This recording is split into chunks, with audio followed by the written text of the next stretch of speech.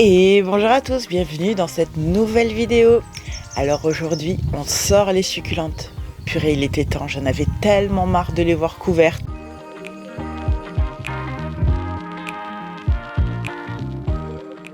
Cette vidéo va se passer en 4 petites parties. Donc dans la première partie, je vais vous faire un petit topo sur la sortie d'hivernage des succulentes. Dans la deuxième partie, vous allez voir le déménagement des plantes que je vous ai filmé le 9 avril. Aujourd'hui, on est le 18. Et puis pour finir, dans la troisième partie, je vais vous faire un tout petit bilan, mais vraiment de 2 petits points sur la sortie d'hivernation, les résultats. Et puis pour terminer, je vais vous faire un tout petit tour aussi des succulentes pour voir comment elles se portent 10 jours après. Donc c'est parti pour la vidéo.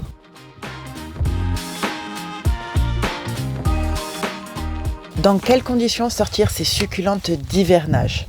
Alors, bien entendu, ça sera en fonction de la météo. Donc, bien qu'il y ait des succulentes que l'on puisse laisser en extérieur toute l'année, exposées aux éléments, on a protégé la plupart de nos succulentes du froid et surtout de l'eau. Pour ma part, je les avais mises sous le porche, sur des étagères, protégées d'une bâche, mais bien aérée. Alors, elles étaient exposées est, et vous allez voir que ça m'a porté un petit peu préjudice, vous allez voir dans le reste de la vidéo. Alors, l'année dernière, je me suis fait avoir, j'avais sorti mes succulentes bien trop tôt, et bim, je me suis fait avoir par la vague de froid. Donc là, cette année, j'ai attendu début avril. J'ai senti la vague de froid arriver et elle est bien arrivée. Donc je suis bien contente d'avoir attendu. C'était un petit peu long pour mes plantes, j'avoue, elles avaient vraiment très soif. Mais je préfère les stresser un petit peu dans ce cas-là, plutôt que de les geler. L'année dernière, j'en ai perdu 2 ou 3 à cause de la vague de froid. Je sais, c'est pas énorme, 2 ou 3, mais j'avais un sedum burrito qui était tellement beau, magnifique. J'ai réussi à sauver 3 petits morceaux comme ça, je suis dégoûtée. Donc là, cette année, pas de dégâts, mis à part les dégâts que vous avez vus à cause de l'automne, parce que j'avais tardé à les mettre de côté. Et du coup, j'en ai perdu 2 ou 3 parmi mes litops. C'est comme ça. Je réessayerai, l'année prochaine, je les mettrai à l'abri bien plus tôt. Alors, dans quelles conditions sortir ces succulentes? Alors, pour ma part, j'attends que les températures de la nuit ne descendent pas en dessous de 5 et les températures du jour ne descendent pas en dessous de 10. Avec ces conditions-là, normalement, vos plantes ne risquent strictement rien. Mais pour ma part, j'ai sorti mes plantes où les températures étaient bien plus élevées parce que la vague de froid est arrivée entre-temps alors que les températures du sud commençaient déjà à se réchauffer en fait. Donc, mis à part les températures, on va faire attention aussi au beau temps. C'est quand même mieux de sortir ces plantes lorsqu'il fait beau pour qu'on puisse arroser en fait ces plantes sans risque. Parce que si vous regardez votre météo, que vous arrosez vos plantes et que dans 2 jours il va pleuvoir, c'est pas bon.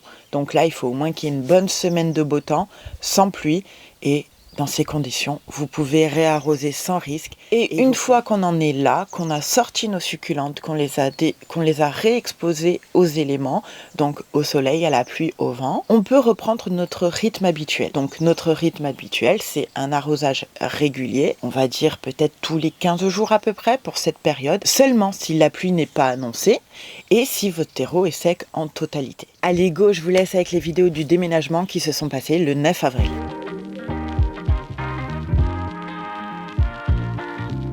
Donc voici le porche et j'avais mis toutes mes succulentes sur les étagères avec une bâche. Du coup, ça a bien tenu tout l'hiver sans problème. Purée, il y a du vent. Et les plantes se portent toutes à merveille. Alors franchement, il n'y a rien à dire. Et regardez ça. Bon, elles ont toutes très soif hein, par contre. Mais regardez les fleurs. Waouh! En fleurs, en fleurs, en fleurs, en fleurs. Ah, elles ont vraiment aimé passer l'hiver là. Hein. Oui, elles ont soif. En fleurs, en fleurs. Oh, elle a très soif. En fleurs. Là, elle est en train de me sortir une petite fleur. Fleur. Et voilà. Hein? Bon, on va mettre tout ça là-bas, comme l'année dernière. Je vais faire mon sport de la journée. Et là, il y a celle-ci ici. Celles-ci, elles sont restées juste protégées comme ça, en fait. Et tout le reste était à nu. Et ça l'a très bien fait. Bon, il n'y en a pas beaucoup hein, de ce côté. Mais ça va. Donc là, le but, c'est d'amener tout ça là-bas, mais surtout, on va leur faire un bon arrosage parce que elles n'ont pas été arrosées de l'hiver et franchement là, en plus elles sont sales, donc ça va leur faire le plus grand bien. Donc ils ont annoncé le beau temps pour cet après-midi, donc ça va être nickel. Allez go, c'est parti.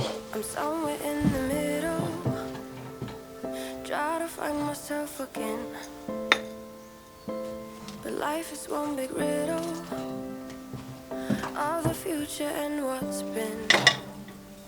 Guess it's the way it goes, and I will never know why you let me go. Look to the left, look to the right, nothing can stop me in the night, like I am leaving all the bad stuff and trying to remain so strong. I know it's good if I'm alone. I got it, I gotta go, go, go, running to better times. Go, go, go, from my emotions I'll go, go, go, running to better times, to better times, to better times, to better times, to better times, to better times, to better times, to better times. Remember I was laughing in all the photos that you took, but now it looks like acting, like we were. Donc voilà, j'ai déjà amené tout ça et j'ai vidé en fait les 2 étagères qui étaient là. Et il me reste tout ça à faire, plus ça. Je sais pas si ça va rentrer, j'ai l'impression qu'il y en a plus que l'année dernière, mais on verra, parce qu'au pire j'en mettrai de l'autre côté. Il y a celles-ci qui vont rester sous le porche, ce sont toutes les euphorbes qui sont hyper sales. Mon Dieu, elles sont pleines de poussière. Du coup, elles vont rester sous le porche. Je vais quand même les arroser un peu, les pauvres. Elles en ont besoin. Celle-ci, elle est morte, c'est ma white ghost. Je suis dégoûtée. Et le petit lapin, ben, il est tout sale, hein. Mais il va bien, hein. Bon allez, je vais faire une pause, je vais manger et on reprend cet après-midi. Vous êtes prêts pour le 2e round? Parce que moi pas trop, mais il faut ce qu'il faut.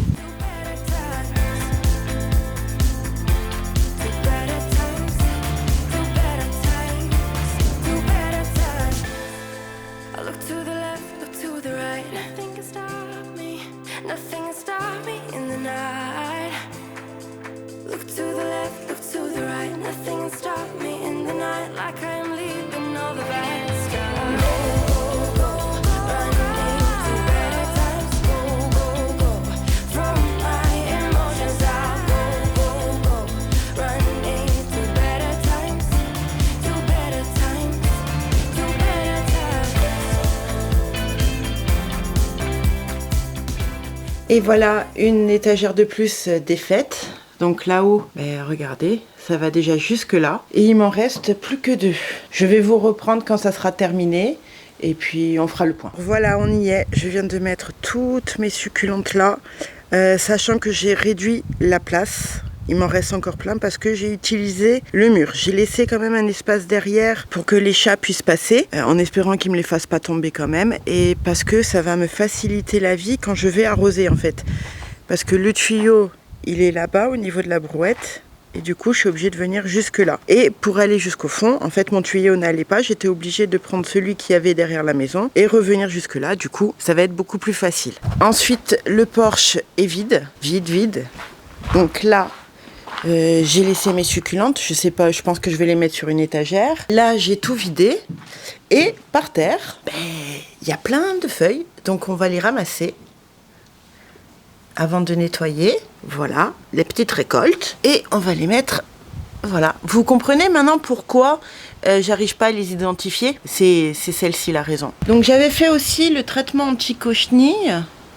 Et écoutez, j'ai l'impression qu'il n'y en a plus. Bon, on verra parce que de toute façon, il faut aller vraiment bien les chercher. Mais là, a priori, il y en a plus visible. Donc, c'est cool. Donc ici, là, j'ai sorti 2 étagères. En fait, c'est pour pouvoir arroser toutes les plantes qui vont rester sous le porche. Mais regardez, d'un, comme elles ont soif. Et de 2, l'état, quoi. Elles sont pourries. Celle-ci, elle n'est pas censée être blanche, hein, elle est censée être verte. Donc là, il y a celles-ci qui ont besoin d'eau, mais qui sont plus ou moins propres parce que je les avais arrosées il n'y a pas trop longtemps. Et je me suis acheté un petit péléa, mais que je vais essayer de cultiver en extérieur pour voir. Donc là, le terreau est archi sec, la pauvre. On va l'arroser et puis on va nettoyer tout au fond et on va remettre en place. Et surtout, on va arroser toutes les plantes qui sont là-bas.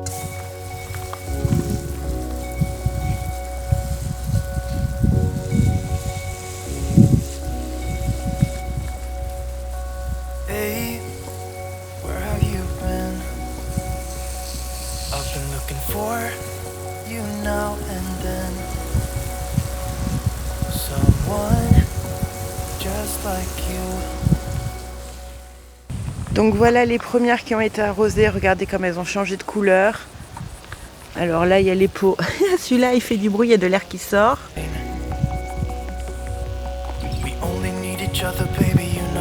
Et regardez dans quel état elles sont quand même. Regardez, on va arroser, je vais vous montrer la différence. Vous avez vu ça un peu? La poussière de pierre qu'il y a dessus.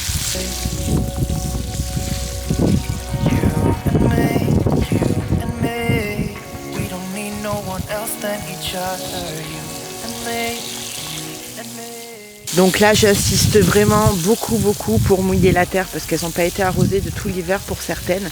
Et du coup le terreau est archi sec. Et du coup je passe vraiment à plusieurs reprises, j'insiste. Bon, déjà que je le fais en temps habituel, mais là c'est encore pire.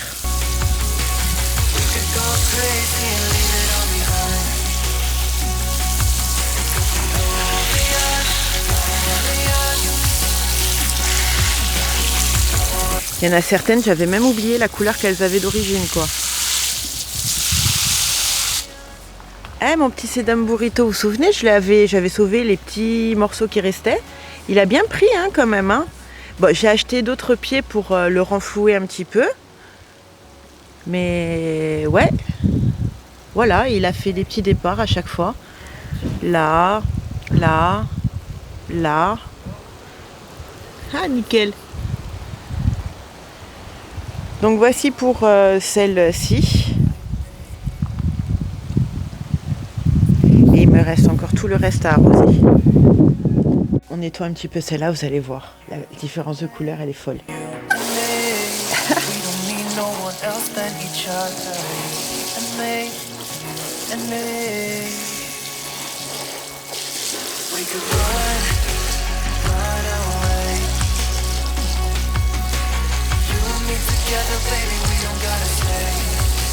Ça a changé quand même. Donc là, je vais laisser pendant un petit moment le plateau plein d'eau.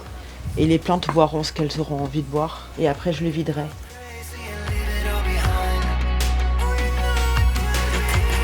Alors là, on se retrouve 10 jours plus tard, donc 10 jours après la sortie des succulentes. Donc je vais vous faire un rapide mini bilan, mais rapide, sur 2 points. Première chose, mon système d'étiquette. Donc j'avais mis sur des étiquettes en plastique, une étiquette de 10 mots. Ça a très bien supporté l'été sans problème, la chaleur sans problème. J'avais quand même peur que les étiquettes se décollent et tout. Zéro problème pour cet été. Par contre, cet hiver, le froid a vraiment fragilisé les étiquettes et du coup, elles se cassent. Voilà, donc, vous voyez. Donc, il faut vraiment que je trouve une autre solution pour les étiquettes. Mais c'était pas mal. Franchement, c'était pas mal. J'étais contente. Voilà. Donc là, toutes mes étiquettes, dès que je les touche, elles se pètent et elles sont en morceaux finalement. Et le deuxième point que je voulais voir avec vous aussi, c'est que je pense avoir fait un mauvais choix d'exposition. En fait, j'ai pas trop eu le choix. Mais j'ai exposé mes plantes côté est. Donc du coup, l'hiver, le côté est, du coup, la luminosité est vachement réduite puisque le soleil est là beaucoup moins longtemps. Et du coup, elles avaient quoi, 1 heure de soleil par jour à peine, pas plus. Du coup, mes plantes ont manqué de lumière tout l'hiver. Et là, ça fait 10 jours qu'elles sont au soleil. Et il y en a certaines, enfin il y en a quand même pas mal, où le feuillage a brûlé. C'est rien de dramatique, elles vont s'en remettre, les nouvelles feuilles vont être nickel, il n'y a pas de problème. Mais je suis un petit peu déçue parce qu'elles ont toujours été habituées à être au soleil. Et là, le fait de les avoir mis pendant quelques mois à l'ombre, elles n'ont pas apprécié. Donc ce n'est vraiment pas grave, mais ça m'indique quand même que j'aurais dû placer mes succulentes exposées sud. Sauf que, évidemment, je n'ai pas d'endroit abrité à cette exposition-là. Mais c'est pas grave, ça me fera réfléchir pour justement un nouvel aménagement. On verra. On verra, c'est à réfléchir de toute façon. Mais voilà, ça indique pas mal de choses, donc j'en apprends encore tous les jours, malgré que ça fasse des années et des années que je collectionne les succulentes, mais on apprend tous les jours encore. Donc, et ça, c'est ça qui est merveilleux en fait avec ces plantes-là. On va voir comment elles se portent. Donc je vais vous faire un tout petit plan de tour, mais vraiment rapide.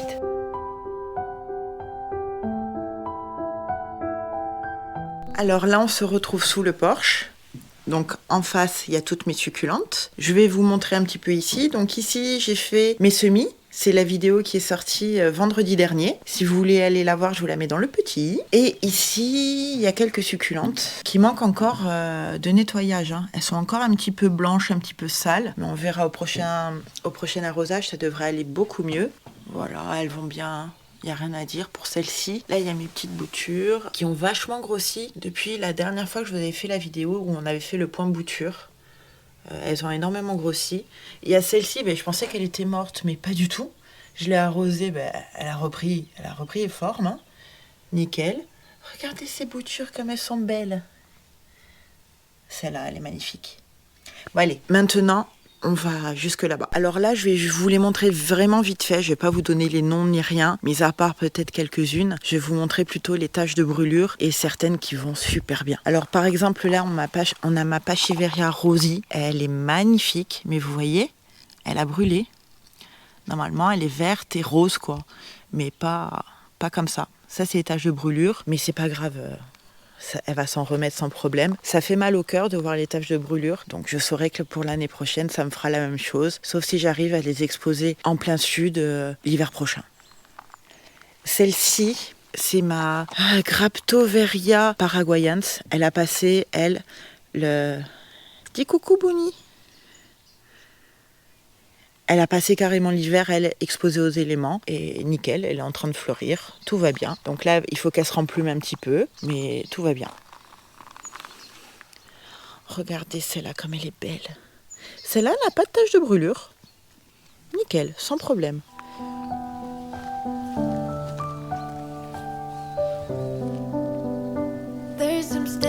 Celle-ci un peu, mais elle est vachement fragile, je trouve, quand même, comme plante.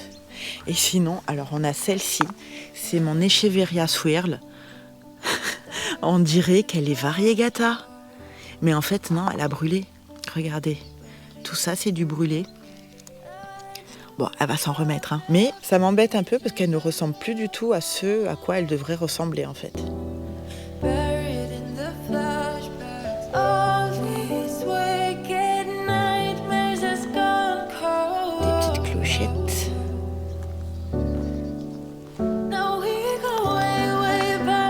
Ici, c'est ma Graptoveria titubans. Alors, regardez-moi cette merveille de plante. Donc j'avais 3 pieds, on est d'accord, ils y sont toujours. 1, 2, 3. Et regardez tous les bébés qu'elle a fait au centre. Toutes les plantes, il faut que je les nettoie. Hein. Là, elles méritent tout un bon nettoyage, un petit peu de taille. Je vais vous faire plein de vidéos d'ailleurs à ce sujet, ça va être sympa. Celle-ci, ouais, elle avait eu beaucoup de cochenilles l'année dernière. J'avais dû la couper. Et du coup, j'avais coupé la tête, en fait, qui se trouve ici. Voilà, on recoupe, hop là. Et là, regardez, elle m'a fait un nouveau départ ici et un nouveau départ ici. N'hésitez pas à couper. Hein. Est-ce que ça serait pas une cochenille que je vois là ? Je sais pas. Je regarderai ça de plus près. Mon Echeveria Rainbow. Voilà, que dire, elle est trop belle.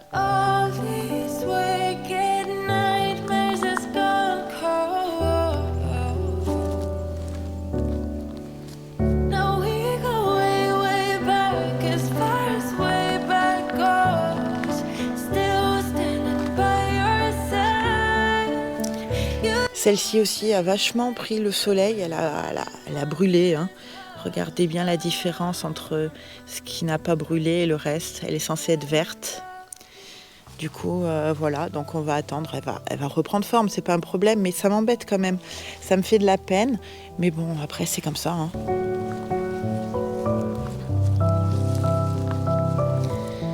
Celle-ci aussi est un petit peu brûlée. Mais regardez comme elle a bronzé, comme elle est devenue rose grâce au soleil. C'est magnifique. C'est un peu comme nous, je pense. Les premiers rayons du soleil, on brûle, c'est pareil. Ah, ma Titubans variegata est devenue blanche. Ça, c'est nouveau. Et on voit bien les variegatas. Super. Mais là, elle a changé de couleur, un truc de fou.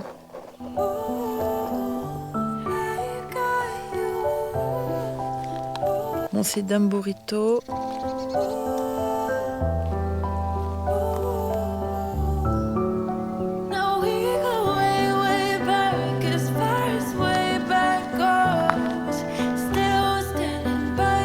Donc voilà comment se portent mes succulentes, elles se portent très très bien. Donc du coup, écoutez, sortez-les, vraiment c'est important pour qu'elles deviennent belles.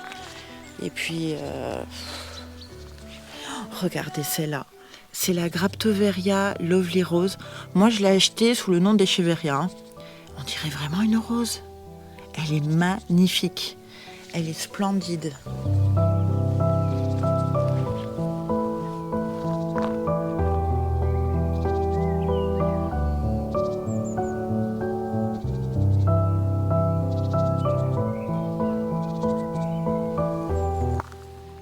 Donc voilà, écoutez, je vous laisse sur ces belles images. Je vous dis à très très très très vite dans la prochaine vidéo. Sur ce, je vous fais plein de gros bisous.